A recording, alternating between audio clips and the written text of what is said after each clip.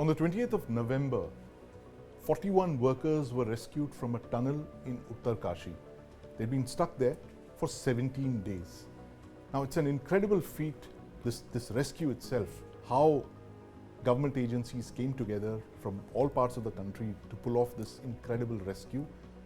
But 1 month later, we're still grappling with the many other issues that this rescue highlighted. And joining me to discuss these issues is member National Disaster Management Authority, General Hasnain, and my colleague Nivriti Mohan, who put this story together. She was on the ground reporting from the Uttarkashi tunnel disaster site. General Hasnain, welcome to the News9 Plus Show.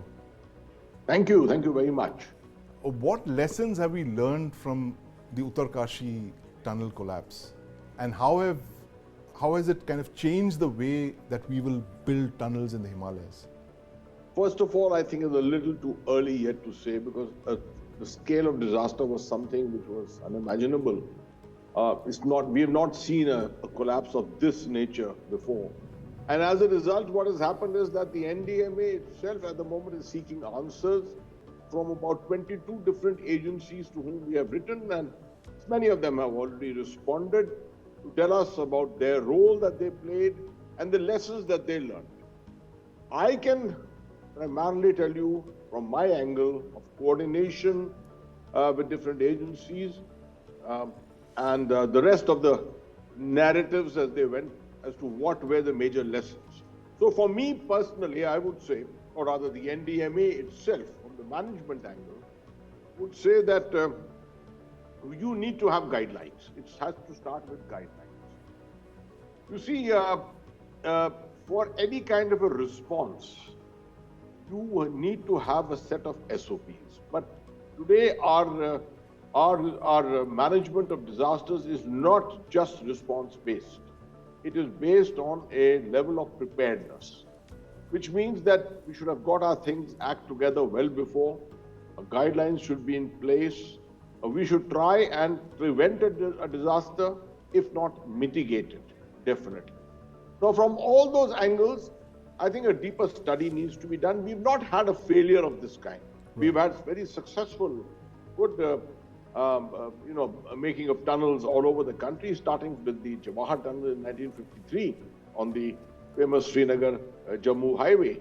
And then, of course, in recent years, we've had the Atal Tunnel, which has come up on the Rohtang side in Himachal Pradesh. And then we are having the Zojila Tunnel, which is being constructed now. We've also got the Sela Tunnel in the area of Tawang in Arunachal Pradesh. These are mega projects, all of them. And I'm not sure at the moment whether we have got all our guidelines on this in place, in the sense that if a tunnel collapse does take place, what will be the measures, what should be the measures which should be immediately available to carry out a rescue operation. In this particular case, we got our act together in a very spectacular way, because somehow every agency played a master role. What it was required to do, it all came together. It was driven right from the top by the Honorable Prime Minister himself and the PMO. And because of this hands-on kind of an approach, we could get the better of the situation. A situation in which, to bore through 62 meters of debris, which is full of iron, lots of other concrete and other hard materials, etc., was not an easy job. And to keep those workers surviving all these days itself was a great challenge. So all these aspects will have to be looked into in terms of the guidelines which the NDMA makes. You may not be aware, perhaps, the NDMA has got a large number of guidelines on different every manner of disaster. Absolutely. Every manner of disaster. And each time we come across something fresh, something new, we look towards making a separate SOP, a separate guideline. So this was, General Hasnain, this was one of those black swan events that you mentioned that brought the NDMA into the picture. And in fact, Nivriti was on the ground covering this for the almost 2 weeks. And Nivriti, you had a question for General Hasnain on this.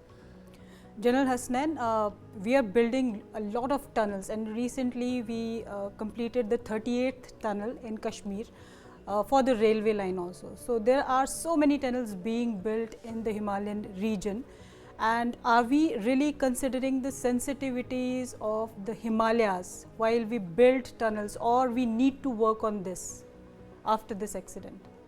See, Nivriti, first of all, my compliments to you. You did a spectacular job there. Absolutely wonderful job while you were in the field handling this for the better part of 2 weeks.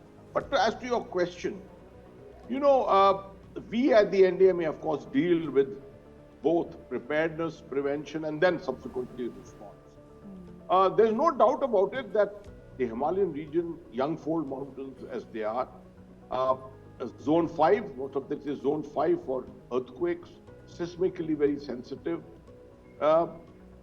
It's not the best of options to keep on tunneling everywhere. But then we have to remember that this is a very large area of our country, almost 7 or maybe 8 states which occupy the mountains, starting from Ladakh, if you really count, from Ladakh, Himachal Pradesh, Jammu and Kashmir itself, Uttarakhand, and then coming to Sikkim, Arunachal Pradesh, and of course then also the other areas in the northeast, which are parts of the sub-ranges which come from there. All this is a mountainous area, and development has to take place here. These areas, most of them depend very largely on tourism. A lot depend on transportation for as a part of overall development activities. A lot of people asked me this question during the rescue operations themselves at that time itself. And my answer always was, well, we have to take precautions. We have to find the new and best of technologies for it. It's not that we are short of scientists, we are not short of institutions. We can make sure that we mitigate, we prepare ourselves. And also we cannot deny these states their development aspirations as such. It's almost like saying that if an airliner crashes in the Pacific, we should stop flying over the Pacific. Or that if you have a multiple train accident at Balasore, we should stop running railways. It's not really that.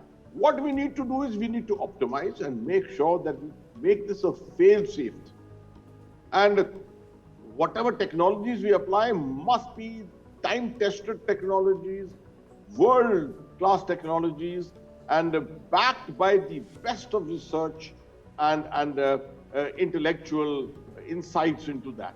General That's the way to take it forward. General Hasnain, you're also a military man. You spent 3 decades studying our contested boundaries are all in the high Himalayas, and particularly our northern adversary, who's built up infrastructure of a kind that we've not seen in several decades.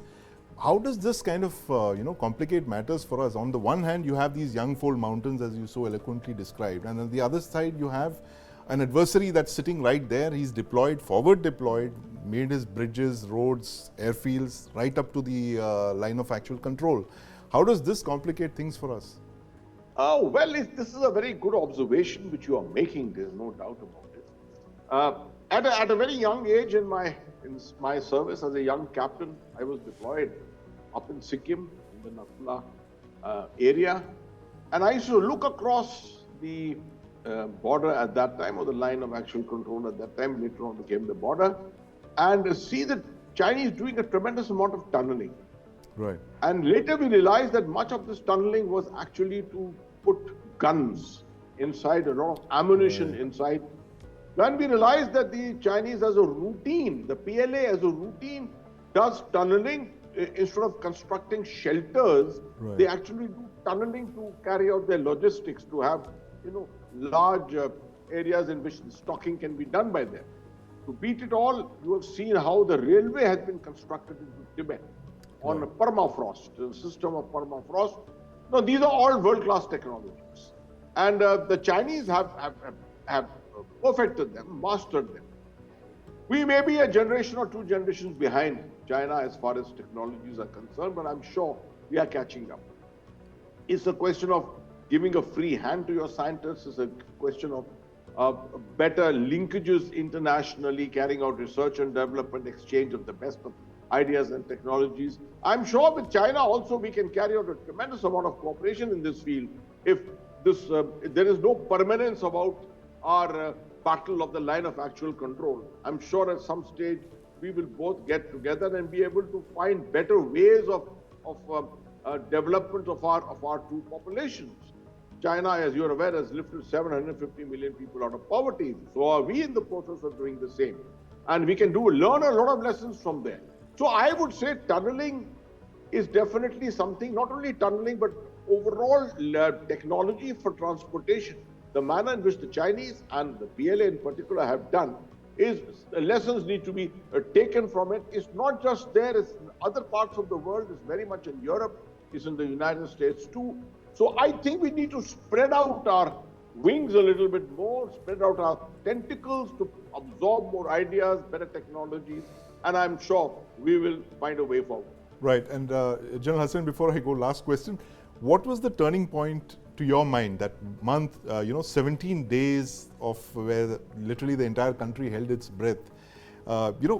Reflecting on that, on those 17 days, what was the turning point to your mind where actually things started, looking up for the 41 trapped workers?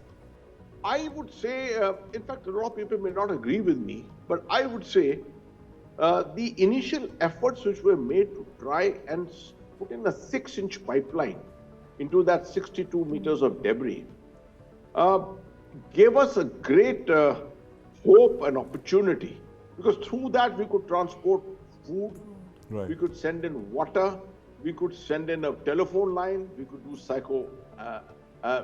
psychosocial analysis and counseling of the people inside. We could send in a camera. Lots and lots of things happened because of that 6-inch pipeline which we managed to sink in. And I'm glad that we did it at that time, because not too much talk was being made about that at that particular time.